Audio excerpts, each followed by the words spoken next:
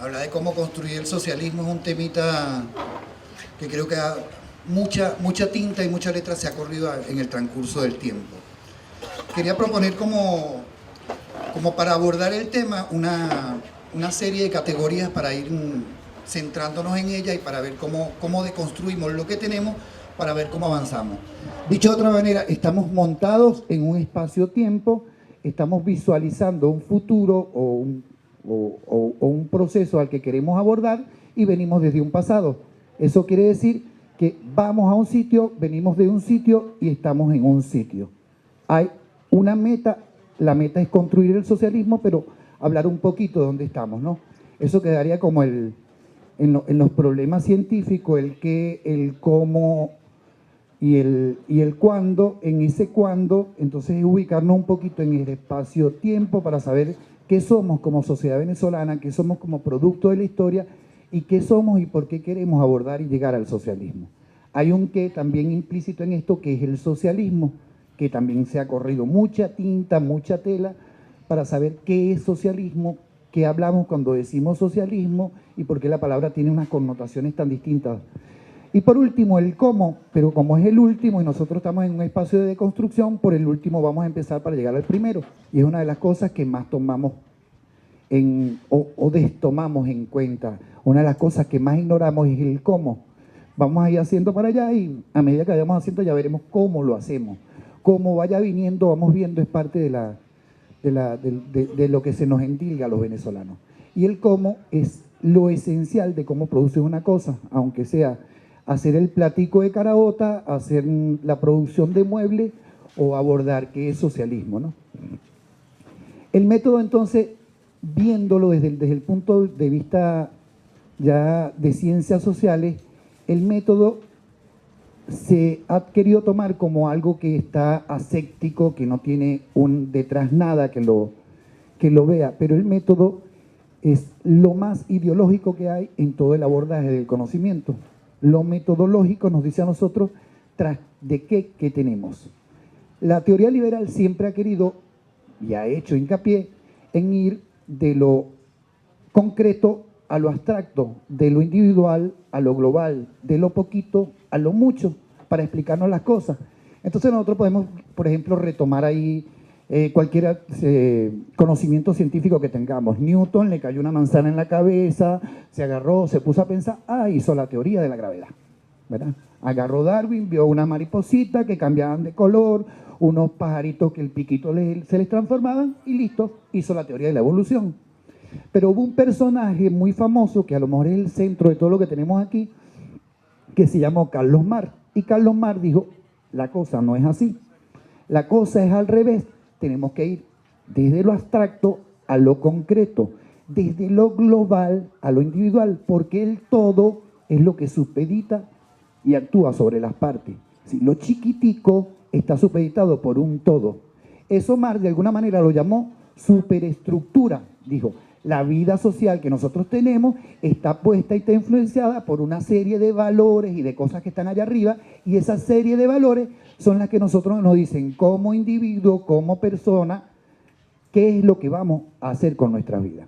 Entonces, ese abordaje metodológico que va a tener Marx para ver las cosas nos dice, tenemos que ver lo global completo, todo lo que nos bordea, para saber entonces cada una de las partecitas individuales cómo es que están actuando. Cuando Marx dice esto, entonces le da un vuelco metodológico a la cosa, y el abordaje que entonces propongo para tomar este tema de cómo llegar a este socialismo, vamos a intentarlo hacer entonces desde un método poniéndonos un poquito marciano, ¿no? Sin decir que somos de Marte, aunque Jimbo está llegando y parece que... sino entendiéndonos que estamos agarrando el pensamiento de Marx y como marxistas, como marcianos, vamos a intentar abordar la cosa, ¿no? Entonces, retomando cómo y tratando de ver todo ese entramado ideológico que Marx también lo devela, ese entramado, Marx nos va a decir entonces que detrás de todo esto hay una ideología, hay algo ideológico detrás de cada una de las cosas. Y esa ideología nos es formada, nos es inculcada, nos es inyectada, nos es puesta a nosotros de una manera desde que nacemos hasta que ya estamos adultos. Hasta antes de nacer ya la ideología nos está supeditando la vida. Que vas a ser niño, hay que comprarle cositas azul. Va a ser hembra, comprémosle cositas rosadas. Usted no necesita hacer un curso de machismo, usted no necesita hacer un curso de racismo, usted no necesita hacer ninguna de esos cursos, porque el sistema con su aparato ideológico se encarga de inculcarle, inyectarle a eso a todos los seres humanos. Nosotros aprendemos racismo, clasismo, machismo, todo lo aprendemos en la casa. Para empezar, que es el primer espacio de aparato ideológico que tiene el sistema. Porque el muchachito no necesita que le digan que la mujer es inferior al hombre. El niño se cría viendo que mamá tiene que hacer todas las cosas y papá es un tipo serio que llega a ver la noticia. Ya el niño está introyectando una serie de valores donde papá viene, juega de vez en cuando y mamá es la encargada de hacer el oficio, de fregar, de planchar y es la que se lleva los regaños si la casa está sucia. Ya la interrelación de poder está en el hogar y esa interrelación de poder se transmite. Después pasamos de muchachito, ya nos llevan para la escuela. Y en la escuela es donde el aparato ideológico actúa total y completo al sistema. Porque usted cuando llega a la escuela hay una señora que sabe mucho y usted no sabe nada. Hay uno que domina y el resto somos dominados. Y hay que ser complaciente y bueno con esa señora porque en la medida en que lo seamos, sacamos nuestra puntuación, sacamos nuestra nota, pasamos. Es algo parecido a la fábrica. Hay un tipo que domina, hay un tipo que sabe, hay un tipo que hay que hacerle caso y si usted no le hace caso, a usted lo botan. Si usted no le hace caso a la maestra, usted no pasa el sistema escolar. Si usted en la fábrica no le hace caso al patrón, usted es expulsado y se queda desempleado. Usted tiene que congraciarse y callarse ante el patrón o ante la maestra y usted recibe un premio, sea salario o sea nota, en el sistema educativo.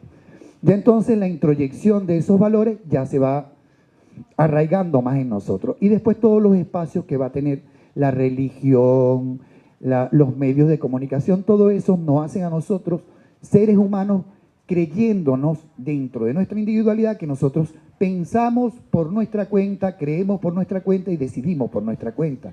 Pero ya hay otras personas en otros espacios que decidieron que yo voy a usar la franelita anaranjada o el zapato gris o la chaqueta o lo que sea. Ya hay una serie de personas que tomaron decisiones sobre mi vida y que cuando yo elijo entre uno y otro, estoy eligiendo para el mismo Señor. Estoy eligiendo para el mismo sistema, estoy eligiendo de alguna manera para el consumo, no para otra cosa. Entonces, ahí tenemos más o menos como que el cómo ya especificado. No sé si hay alguna intervención, alguien quiere preguntar algo, alguien quiere intervenir, alguien quiere decir algo. Continuamos. Ok. Vamos entonces al cuándo, al momento, al espacio. Estamos hablando de construir socialismo en Venezuela en este momento. Así, ¿qué nos faltaría a nosotros como venezolanos, como sociedad venezolana, como conglomerado de grupo social para llegar a un sistema económico llamado socialismo? Pero no hemos definido qué es socialismo. No sabemos qué es socialismo. Y ahí la historia también nos tiene así como varias echaditas de cuento, ¿no? Como que lo que empezó a llamarse como socialismo salió por allá por los años 1800, como que hubo un grupo de gente que empezaron a ser álgidos con el sistema y empezaron a haber distintos tipos y distintas clases de eso que se llamaba socialismo o de una teoría sobre el socialismo. Los primeros fueron Owens, una serie, y se les llamó socialistas utópicos, porque ven el socialismo más como algo que estaba por allá y no estaba muy definido. Luego viene todo el proceso revolucionario o todo el proceso de producción teórico, donde los anarquistas, los marxistas, las internacionales van dando cuenta de unos espacios. Y desde el marxismo se va a definir el socialismo como un espacio de transición entre un Estado y otro ideal que sería el comunismo. Con la llegada o con la apertura en Rusia de otro sistema social distinto al capitalismo, de otra organización estatal, se le etiqueta al socialismo como un socialismo científico, haciéndose o abrogándose parte de la teoría de Marx. Lo importante es que más o menos vamos a tener como un resumen ahí de saber que el socialismo se entiende o se ha entendido hasta el momento como un sistema político, social, económico, en el cual las desigualdades propias del sistema capitalista no se han solventado todas, pero sí avanzan y se construyen hacia una mirada, hacia un comunismo donde hay una igualdad plena y total. Para la teoría marxista, para Marx decía que lo material nos subjetivaba a nosotros lo demás. Es decir, si no tengo mis condiciones materiales resueltas, no me voy a ponerme aquí hasta pensando cómo se embarazan los pajaritos o los peces. Necesito primero ganarme el pan, vestirme, etc. Entonces, esas condiciones materiales dentro del sistema actual total que tenemos son totalmente verticales.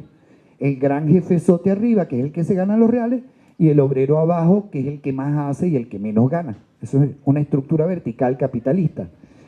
Cuando se avanza hacia el socialismo, nosotros buscamos que esa determinación de la producción ya no esté en manos del señor capitalista.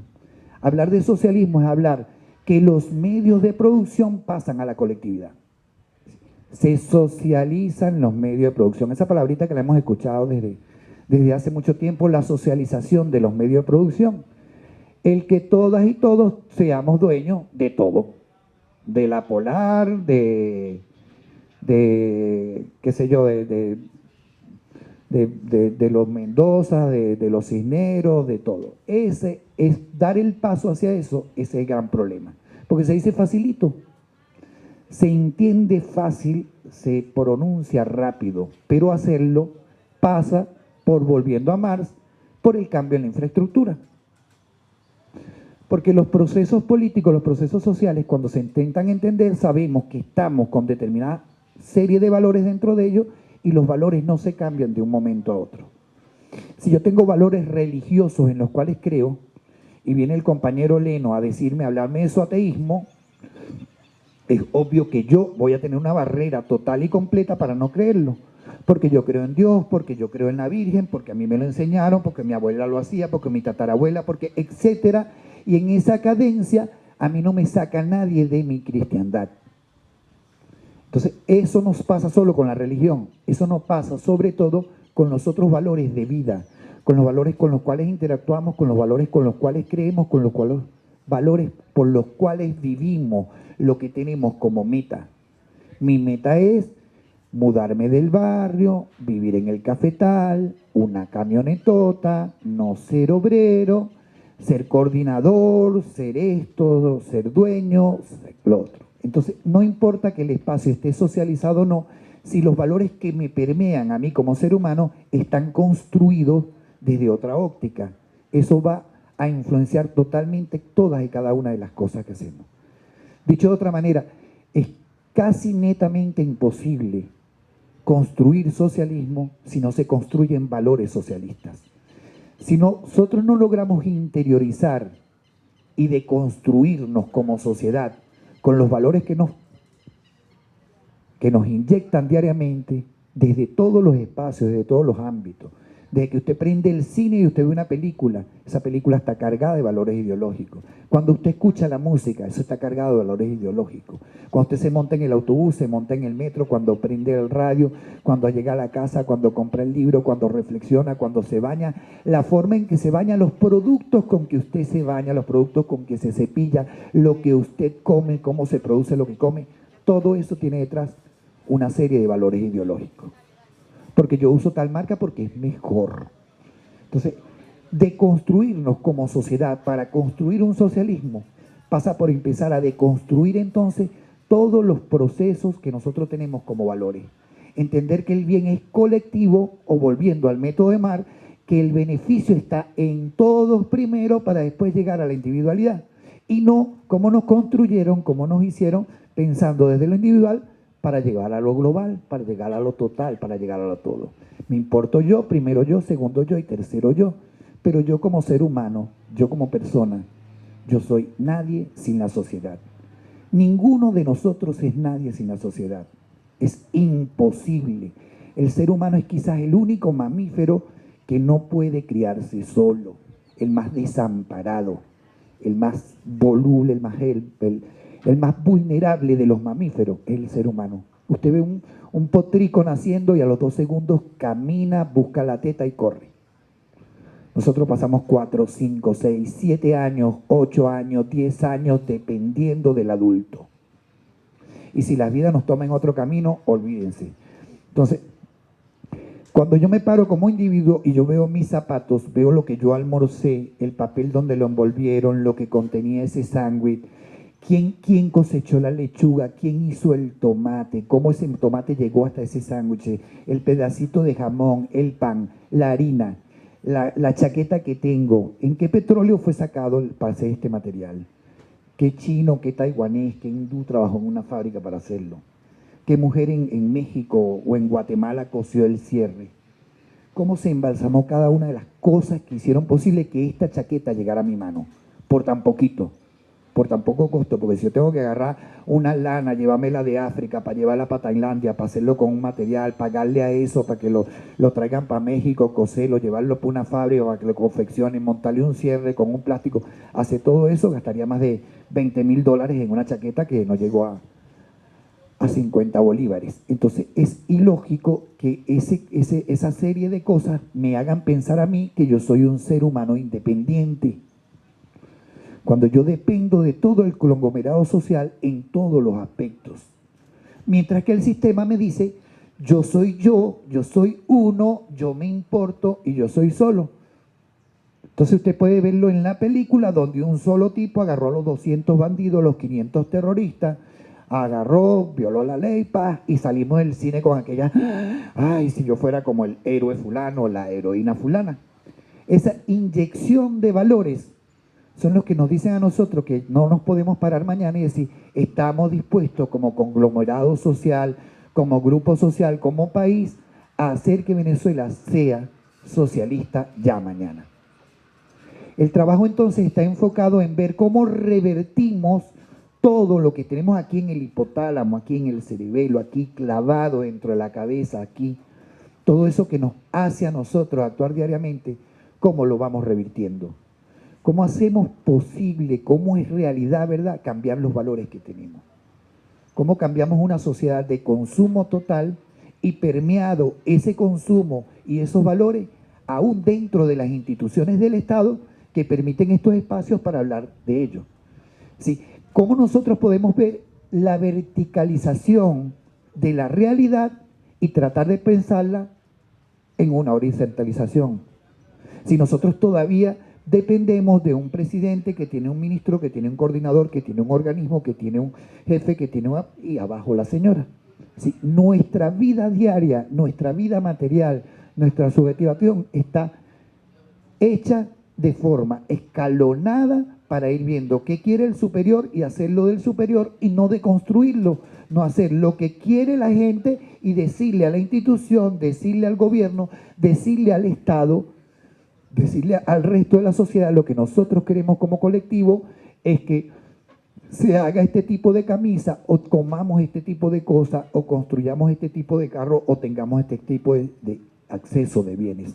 Aún seguimos como sociedad esperando que sea el Estado el que nos diga a nosotros, hoy les voy a dar una política pública que va a hacer que ustedes tengan más muchachos en el kinder o accedan a la comida más barato, que está bien, que está muy bien y que nos va abriendo los ojos a la realidad.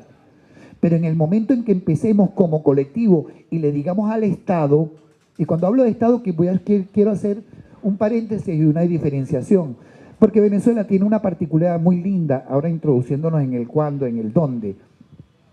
Venezuela, terminando los 90, empezando el año 2000, se paró ante el resto del planeta Tierra y le dijo al resto del planeta Tierra, ustedes están equivocados con su teoría liberal. Y cuando lo vean dentro de 100 años, cuando se hable de esto dentro de 200 años, esto va a ser una locura. Porque en el año 2000, en el año 98, en el año 99, el neoliberalismo era la corriente única y uniforme de todo el planeta Tierra. Sí. El neoliberalismo se impuso. Hubo antes hasta un japonés norteamericano que dijo que era el fin de la historia y que todo ahora caminaríamos porque la Unión Soviética venía de derrumbarse y se había derrumbado el muro de Berlín. Pero el mismo año en que pasó eso, este país se levantó, protestó y saqueó los comercios y le dijo basta la especulación. Entonces, es una reversión ahí tan hermosa y tan linda porque el proceso histórico nos dice a nosotros que el año en que el neoliberalismo se impuso, Venezuela tomó una bandera y despotricó de él y se sublevó como sociedad. Y cuando el neoliberalismo estaba impuesto, nosotros salimos e hicimos una constitución única en su momento que decía que nuestro valor no era la representatividad, sino que nuestro valor era conjunto y tomado en decisión. Y se abroga la teoría liberal como la del momento y la actual. Eso es bastante cómico, si no tiene otra palabra, porque resulta que el liberalismo nació con Smith y después Marx nació con la crítica al liberalismo. Después nació el neoliberalismo y nació el neomarxismo. Entonces siempre el marxismo ha estado un paso adelante de la teoría liberal, diciéndole que no y sacándole sus errores, y el liberalismo nos sigue endilgando que nosotros somos la teoría antigua, traspasada, pasada de moda, arcaica, antigua, antipedagógica, todo el poco de etiquetas que nos ponen. Entonces Venezuela se abrogó en ese momento ese espacio y dijo, nosotros aquí tenemos este objetivo, esta realidad y queremos construir como sociedad junto con esto, pero no solo como venezolanos, sino como una realidad latinoamericana. Y agarramos esta bandera y la llevamos para Bolivia, la llevamos para Ecuador, la llevamos para Argentina y cada uno con sus matices nos fuimos agolpando allí diciendo no al neoliberalismo y buscando entonces un espacio de construcción más afín a lo latinoamericano que somos y más afín al ser humano. Pero entonces viene como un espacio de estancamiento o a lo mejor un espacio de premura, un espacio de ansiedad, un espacio ahí de decir, pero es que nos hemos entrado en el socialismo, pero es que yo quiero mi socialismo ya, yo quiero algunos con individualidad y otros dirigiendo los aparatos del Estado, dirigiendo las instituciones, dirigiendo partidos políticos, abrogándose también aquel espacio, todavía no es el momento, ya llegará el momento, esperemos el momento no está dado. Entonces hay como que ese choque continuo, pero ese choque también y esas contradicciones son inherentes a ese paso del proceso con Venezuela. Porque Venezuela tiene esa particularidad. Nosotros tenemos desde lo constitucional una hermosura y desde lo estadal otra fealdura. Tenemos una bellezuría en la Constitución que nos pone a nosotros como individuo, como persona, como seres humanos, como lo más importante, como los constructores de todo, como los que tenemos el poder constituyente, como los que decidimos. Entonces tenemos una Constitución que es totalmente humana, pero tenemos todos los aparatos del Estado que son inhumanos. Todos los aparatos del Estado, lo querramos o no, todas las instituciones están atrapadas por el discurso del Estado y de la modernidad. Y por eso lo que diga el ministro y piense un ministro es más importante para el resto de la institución hacia abajo que lo que pueda hacer un grupo social y llevárselo al ministerio. Y esa contradicción donde a mí la Constitución me dice, usted tiene el poder total completo de usted hacer la ley y decir y determinar los procesos políticos, sociales, económicos, pero con un aparato del Estado desde el otro lado diciendo, no, mira, lo que hay que hacer es esto y esto, hay un choque natural. Ese choque en Venezuela es muy hermoso porque se ha dado desde muchos espacios. Por ejemplo, cuando se constituyeron los consejos comunales, la Constitución no decía que el consejo comunal, para poner un ejemplito, el consejo comunal estaba adscrito al Consejo Local de Planificación y quien presidía el Consejo Local de Planificación era el alcalde. Entonces el alcalde tenía un poder supra, porque el alcalde era el ejecutivo y era el planificativo, es decir, tenía el poder completo, planificaba con la comunidad y decidía qué se hacía. Pero la comunidad llegó un momento en que esa atención no le sirvió, porque el alcalde necesitaba políticamente entregar una gestión al final y esa gestión, el alcalde decidía en qué comunidad se hacía qué cosa. aunque las comunidades organizándose dijeran, yo necesito un parque, yo necesito esto, yo necesito lo otro. Entonces llegó un momento en que se hubo que cambiar esa ley y darle una victoria a la comunidad y poner a la ley de los consejos comunales totalmente independiente de las otras instituciones del Estado. Esos son espacios de lucha hermosos que se van dando y que dentro de las contradicciones propias de estos procesos políticos se tienen que ir dando. Entonces, ese espacio de contradicción necesario también, porque la contradicción también devela en qué estamos y para qué estamos, tiene que ser uno de los puntales también para que el colectivo vaya asumiendo su papel de colectivo constitucional. Porque la Constitución nos entrega el poder todo, total, completo, íntegro a la comunidad y a la colectividad. Pero todavía, yo no sé qué porcentaje, comunas debería saberlo, qué porcentaje hay de consejos comunales dentro del país. ¿Cuánto nos falta para avanzar y propulsar el resto de los consejos comunales? Porque seguimos teniendo la apatía dentro de la comunidad de no constituirnos como comunidades organizadas para avanzar en eso.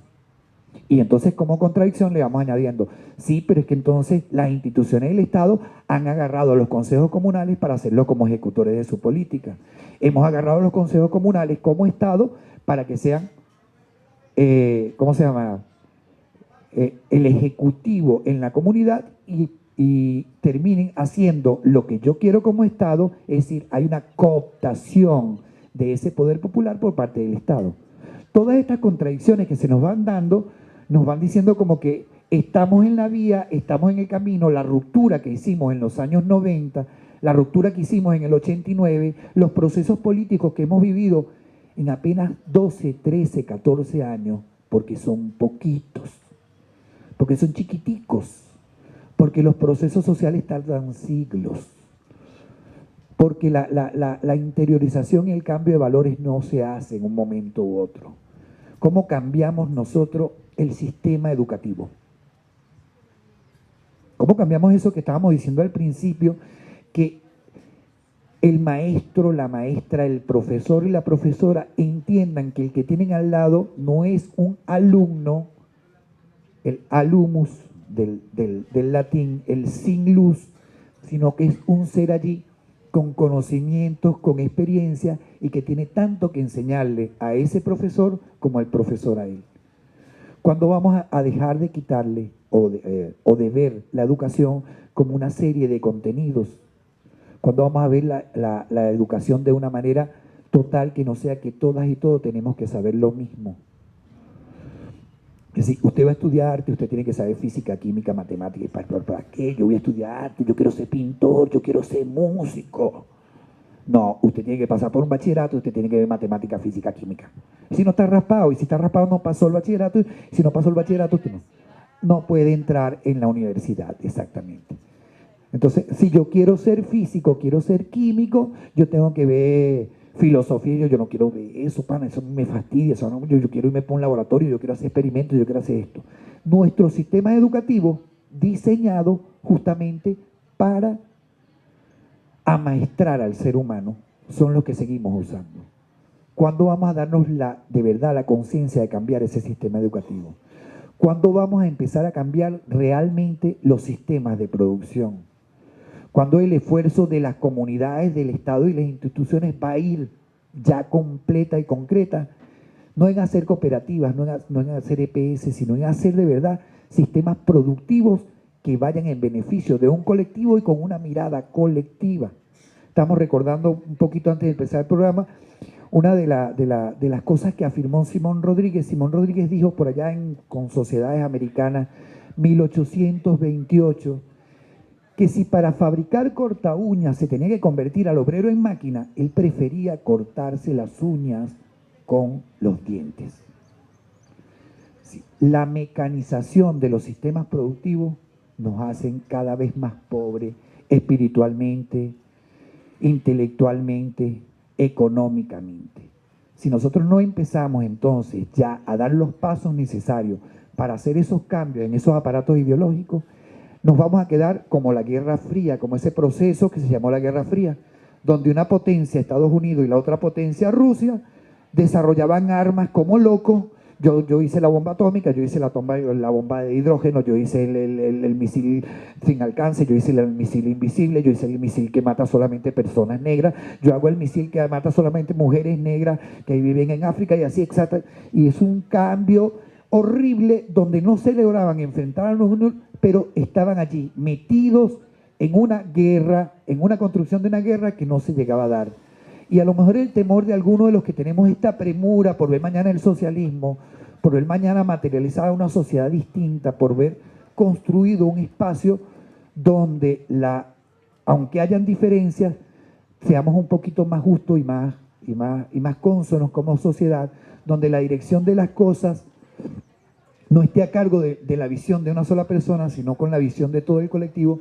Esa serie de angustias que nos da a nosotros ver materializado eso, esté también dado con el impulso de todas las personas para que esos cambios se vayan dando, porque los cambios, volviendo al cómo de Marx, no se va a dar desde esta individualidad, desde esta y desde el otro. Va a estar dado en el todo para que el todo empiece a influenciar en cada una de las partes. Yo creo que ya para ir cerrando un poquito, porque no sé, debería intervenir otra persona aquí, ya no me dieron el agua, sí. Quería así como cerrando un poquito la cosa, hacer esa, el subcomandante Marco es un maestro en esos espacios para mostrarnos a nosotros esas realidades tan contradictorias y tan tontas. Marco decía en una de sus reflexiones que él ahí hablando con su cara tapada, él hablando con su cara tapada para poder visibilizarse. Él hablaba como el negro allá en el sur de Estados Unidos oprimido, hablaba como el homosexual no aceptado, hablaba como la mujer latinoamericana siendo servicio en una casa rica. Él hablaba desde toda esa polisémico de voces que pueden tener cada una de las personas injustas y excluidas de la tierra, y con esa voz ahí de protesta, con esa voz de visibilizarse, él decía, aquí estamos los obreros, los que construimos los aeropuertos y después no podemos viajar, los que construimos los centros comerciales y después no nos permiten entrar en ellos, los que construimos los relojes y los carros y no podemos manejarlos ni tenerlos, los que construimos las cosas. Y en la medida en que la visión de nosotros se amplíe y nos demos cuenta que todas y todos necesitamos de todas y todos, vamos a entender por qué todas y todos sabemos y tenemos que hacer las cosas. Eso Marco lo decía en el orden de entender que esa gran hermosura con que nos han dominado desde la teoría liberal, donde hay uno que sabe más, que lo aprendimos en la casa con papá, que lo seguimos aprendiendo en la escuela con la maestra, que lo vemos en el bachillerato con la profesora, que lo vemos con el catedrático en la universidad, que lo vemos en la empresa con el dueño. Él decía, eso es mentira, porque aquí está el obrero, el que construye el aeropuerto, y ese es el que sabe. Aquí está el que construye el zapato, y él es el que sabe construirlo. Aquí está el que hace el libro, y él sabe hacerlo, el que hace la hoja de papel. Ese señor que está allá arriba y se lleva la ganancia, ese no hace nada. Entonces, construir el socialismo es abrirnos los ojos a eso, entender como espacio que el conocimiento está en todas y todos, y que la dirección entonces de hacer ese espacio que Marx definía como de transición a otra etapa más hermosa aún, era entender que la conducción y la producción material de la vida, la conducción de eso, estaba con todas y todos como colectivo. Quédate aquí de una vez, por fin. Que dirigir lo material, que dirigir la existencia humana, me estaba haciendo trampa, que dirigir la producción de las cosas tiene que estar con la mirada de todas y todos. Eso también le preocupaba mucho a Simón Rodríguez. Simón Rodríguez decía que la división del trabajo era necesaria desde lo colectivo para saber cuántos iban a producir qué cosas. Pero desde lo individual se volvía una locura, porque empezaban unos a competir con otros y había unas sobreproducciones que hacían que se abaratara y se disminuyera el valor del trabajo del obrero. Rodríguez, viéndolo desde el punto de vista, desde el que está trabajando, desde el campesino que está produciendo huevos o gallinas o ganado. Entonces tú te pones a producir gallina, él se pone a producir gallina, entonces el día de mañana tenemos 1000 gallinas para 100 personas y nadie crió una oveja. Eso era lo que él decía, que había que diversificar, pero que el trabajo no podía ser mecanizado, no debía ser mecanizado, porque eso iba en contra de la intelectualidad del ser humano. Yo tenía que saber cómo ordeñar la vaca y también cómo darle pasto y dónde sembrar el pasto y qué tierra era más fértil para ese pasto y por qué el agua tenía que ser... Sí, el ser humano tiene que ser integral, y si algo tiene la división capitalista del trabajo es que no robotiza, nos pone allí, pega el tornillito, pega el tornillito, pega el tornillito, pega el tornillito, aprieta el clavo, aprieta el clavo, aprieta el clavo, aprieta el clavo, tac, tac, tac, tac, tac. Y entonces eso nos subjetiva a nosotros de una manera que nos vamos creyendo ignorantes, nos vamos creyendo sin el conocimiento y le terminamos dando la razón al señor aquel que manda, que sí sabe porque el clavito está allí, y que no me termine de decir a mí porque el clavito está allí, porque yo de repente sí me lo dice, y con tantos años martillando, y le, fíjate, estamos gastando 3 clavos más, porque si ponemos uno aquí, entonces la cosa está lista.